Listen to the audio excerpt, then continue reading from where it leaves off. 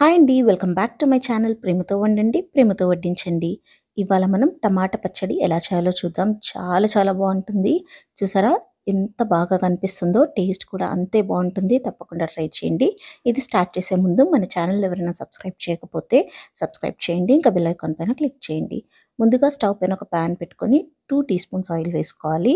Oil వేడయ్యాక half tea spoon జీలకర్ర వేసేసుకుని అది కొంచెం బ్రౌన్ కాగానే 5 ఎండుమిర్చులను వేసుకోవాలి. ఎండుమిర్చులు మీకు ఎంతైతే కారం కావాలో దాన్ని బట్టి వేసుకోండి. ఇప్పుడు వీటిని లైట్గా బ్రౌన్ అయ్యేంత వరకు ఫ్రై చేసుకోవాలి. చూసారా ఎండుమిర్చి ఫ్రై అయిపోయాయి. ఇప్పుడు ఇందులో ఇలా సన్నగా పొడుగా కట్ చేసుకున్న ఒక ఉల్లిగడ్డను వేసుకోవాలి. నేను ఒక పెద్ద ఉల్లిగడ్డను తీసుకున్నాను. ఒకవేళ ఉల్లిగడ్డ సైజ్ చిన్నగా ఉంటే మీరు 2 వేసుకోండి. ఇప్పుడు దీన్నంతా కలుపుతూ మీడియం ఫ్లేమ్లో ఉల్లిగడ్డ మెత్తపడేంత వరకు మాత్రమే ఫ్రై చేసుకోవాలి. బ్రౌన్ అవ్వనివ్వద్దు. ఇలా జస్ట్ ట్రాన్స్పరెంట్ అయితే సరిపోతుంది. ఇప్పుడు ఇందులో 2 పొడుగుగా కట్ చేసుకున్న టమాటా ముక్కలను వేసుకోవాలి. 10 ఎల్లిపాయలను వేసుకోవాలి. ఉల్లిగడ్డ సైజుని బట్టి టమాటాను తీసుకోండి. ఎంత సైజు ఉల్లిగడ్డ అయితే తీసుకుంటారో ఒక ఉల్లిగడ్డకి 2 టమాటాలు వేసేసుకోండి. 1 నిమిషం పాటు మీడియం ఫ్లేమ్లో ఫ్రై అయిపోయిన తర్వాత లో ఫ్లేమ్లో మూత పెట్టేసి టమాటాలు కంప్లీట్గా ఉడికేంత వరకు దీన్ని ఫ్రై చేసుకోవాలి. చూసారా టమాటాలు మెత్తబడడం స్టార్ట్ అయింది. మధ్య మధ్యలో కలుపుతూ ఉండండి. మళ్ళీ మూత పెట్టేసి లో ఫ్లేమ్లో టమాటాలు కంప్లీట్గా ఉడికిపోయేంత వరకు ఫ్రై చేసుకోవాలి. స్టవ్ని హై ఫ్లేమ్లో పెట్టకండి. లో ఫ్లేమ్లోనే మెత్తబడేంత వరకు ఫ్రై చేసుకోండి. తర్వాత కొంచెం చింతపండు వేసేసుకోవాలి.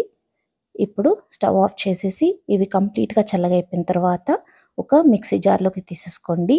ఇప్పుడు ఇందులో టేస్ట్కి సరిపడా ఉప్పు వేసుకొని మెత్తగా గ్రైండ్ చేసుకోవాలి. చూసారా ఇలా మెత్తగా గ్రైండ్ చేసుకోవాలి. ఒకవేళ టమాటాలు డ్రై అయిపోతే కొన్ని వాటర్ వేసుకొని గ్రైండ్ చేసుకోండి. ఇప్పుడు దీనికి తాలింపు వేసుకుందాం. స్టవ్ పైన ఒక ప్యాన్ పెట్టేసుకొని 1 టేబుల్ స్పూన్ ఆయిల్ వేసుకోవాలి. ఆయిల్ వేడయ్యాక ఇలా కట్ చేసుకున్న 2 ఎండుమిర్చులను వేసుకొని వీటిని కొంచెం బ్రౌన్ అవ్వనివ్వాలి. బ్రౌన్ కాగానే 1/2 టీ స్పూన్ ఆవాలు, 1/2 టీ స్పూన్ జీలకర్ర, 1/2 టీ స్పూన్ మినపప్పు, క్రష్ చేసుకున్న 5 నుంచి 6 ఎల్లిపాయలు, కొంచెం కరివేపాకు వేసేసుకొని కొంచెం ఇంగువ కూడా వేసుకోండి. ఇంగువ ఉంటే వేయండి, లేకపోతే స్కిప్ చేయొచ్చు. ఇప్పుడు ఎల్లిపాయలు బ్రౌన్ అయ్యేంత వరకు ఫ్రై చేసుకోవాలి.